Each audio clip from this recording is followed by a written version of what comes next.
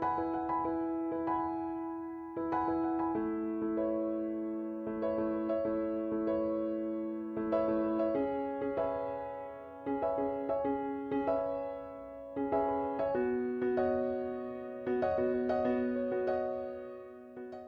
guys, welcome back to my YouTube channel. Today I'm going to speak about leaps because a few people don't believe in them. I do believe in them, and I'm going to talk about like what a leap is, what I experienced going through a leap, and what things helped me through a leap. So I'm just going to read this out to you guys so I'm not like incorrect. So what are leaps? So when you can get a growth spurt, so a sudden increase in or change in the body or part of the body, and can occur throughout the child's entire development. So everyone knows about growth spurts that happen during puberty. These are really obvious. However, there are many small growth spurts. Sometimes all of a sudden kids grow a few inches overnight and the growth slows down and for an extended period of time. An old proverb states, from one day to another, children grow out of their clothes, and so it is. The head circumference also grows to an incredible manner. The first 3 growth spurts of the head circumference after birth coincide with the first 3 leaps in the mental development of your baby. Other growth spurts rarely coincide with leaps because they are much more frequent than leaps. For example, the development of the teeth do not coincide with the leaps of a baby. There's also leaps in mental development.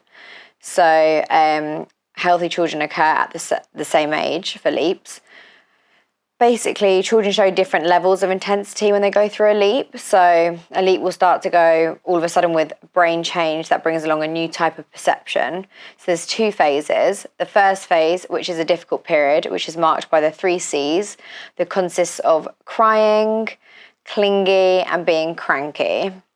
The progress of the baby may come to a standstill or even may regress.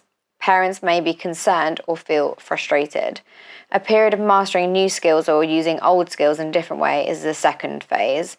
The child has interests that are completely new and is more independent. So there's also skills. So each leap gives your baby a new type of perception of the world. Your child receives this perception as a gift. They don't have to do anything new to form this perception. And in your baby's first year, they'll get 8 new ones. Every new type of perception is due to a sudden change in the brain and gives your baby a brand new learning opportunity, meaning that your baby is going to master many new skills. So I remember like one of his skills obviously is like the rolling or the putting the hand in them, not the hand, the hand in the mouth, but also they've like find their feet and start playing with their feet and putting their feet to the mouth.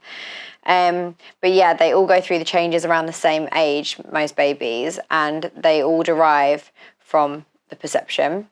So they include patterns, smooth transitions, events, relationship, categories, sequences, and programs. So the Wonder Weeks app is what I was recommended, and personally, like it's really, really helped me because it talks about fussy phases and just basically what your baby will be learning. It gives like videos about how they are starting to see things, just for you to understand it a bit more. So I remember if I go onto my leap chart, it will give you like the weeks that your baby will go through a leap, and it will give you the dates. So say you book a holiday. This is what we did recently. We've booked a holiday. I remember ringing Chloe going, is Isla going through a leap when we go on holiday? And she went, oh my God, let me check the app.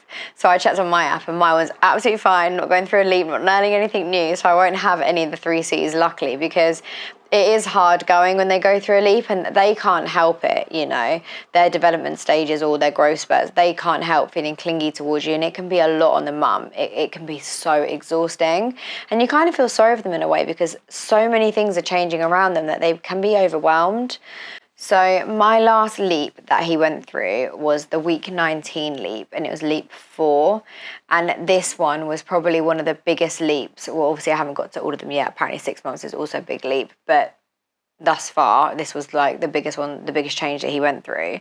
So I felt like so basically it has like notes in the app. You'll be able to see them when you get it. And it will say like your baby might cry more often, or it might be bad-tempered, or want more physical contact, and you can tick which one your baby does, so you can go back to the app and refer to it and remember just for next time. So for me, he definitely had more pronounced mood swings. He was crying more often. He wanted more physical contact. Like, you couldn't put him down. He just wanted to be cuddled all the time. He slept poorly. He didn't drink as much milk. He wanted physical contact when I was giving him the bottle, and he was trying to like suck his thumb. So he's obviously learned where his thumb is, and he was trying to ram that in his mouth as well. Like I said, he found his toes, was putting those all in his mouth. It was super cute, and I would be like, "Are they your toes?" And he just like do this little chuckle when we say it to him. We've got this like running joke in the family. It's been a joke for ages, and obviously I haven't put it on my Instagram yet, but we'll smell their toes, like Isla's and Junior's, and we'll go, "Poo, tink."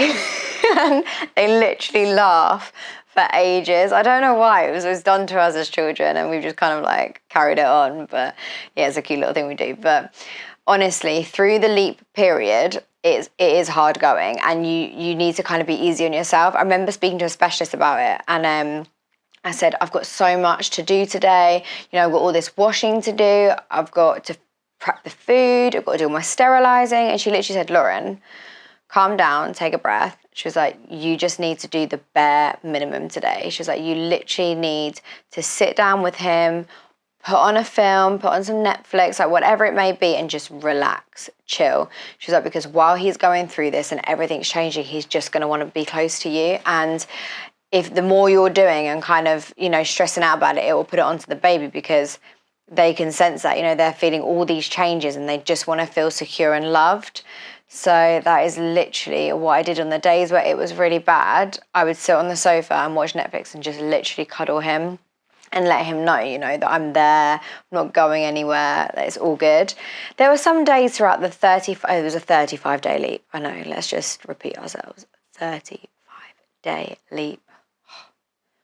It was a killer, the sleep regression. So that's part of it. So they're learning about, I think, being in a deep sleep and being in a light sleep. And I swear to God, through this sleep, right, I'd put him down. I call him the Undertaker, because within 5-10 minutes, his eyes like this, bam. I'm like, Jesus, I've literally just put you down. Like, go to sleep. And he wasn't going to sleep. For no love or money was that boy going to sleep. Like 5-10 minutes, and you're thinking, God, but that's him learning about the whole light sleep and deep sleep. So it was really hard through that period. It really was. I just would take each day as it comes, day by day. Do not plan to do anything. Don't, literally just relax is probably one of my top tips for that. But oh, nice plane going by. You can probably hear that, right? So yeah, just don't be hard on yourselves. Every one of us goes through it, and you know, you'll come out the other side, unless you come out the other side with teething like I did. So that was great. I had the sleep regression and teething. But yeah, I do get messages on my Instagram about the sleep regression leap.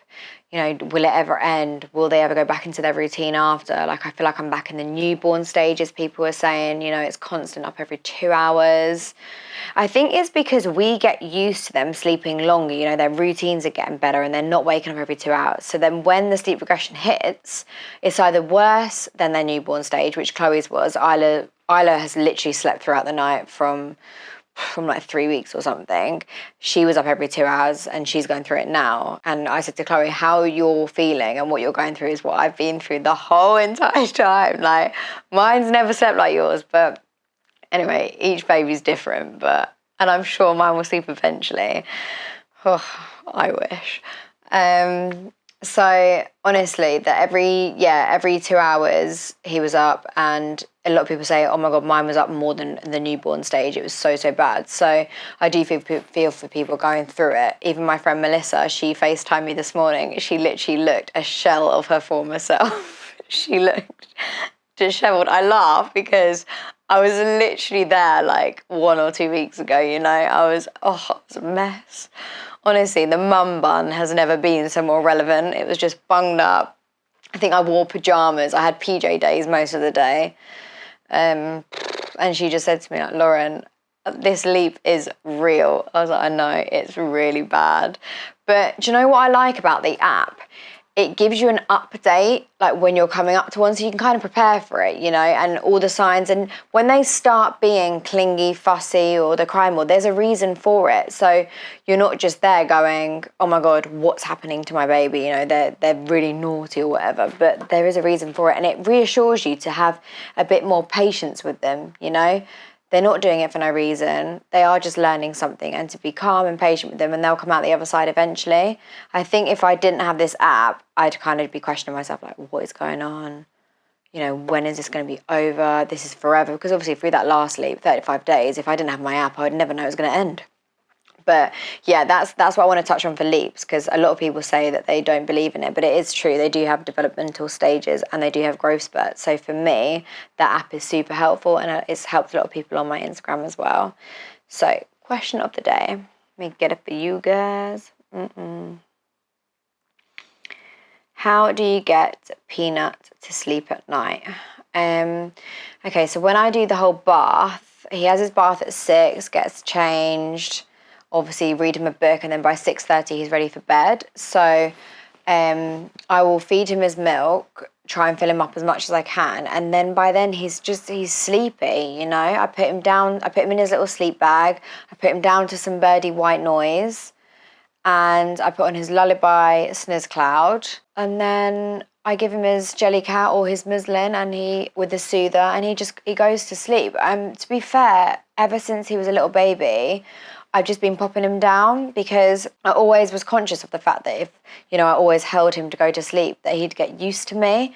There is a product, actually, I'll pop it here. It's called the Snuggle Bundle. It was sent to me the other day, and apparently it's won awards and stuff. And this woman messaged me to say that she actually had one, and it was a lifesaver for her because her baby always wanted to be carried or rocked. So for people that struggle with putting their babies down, it's like a little blanket, and it has 2 ties in the end, and you put your baby in it and you can nurse them in it.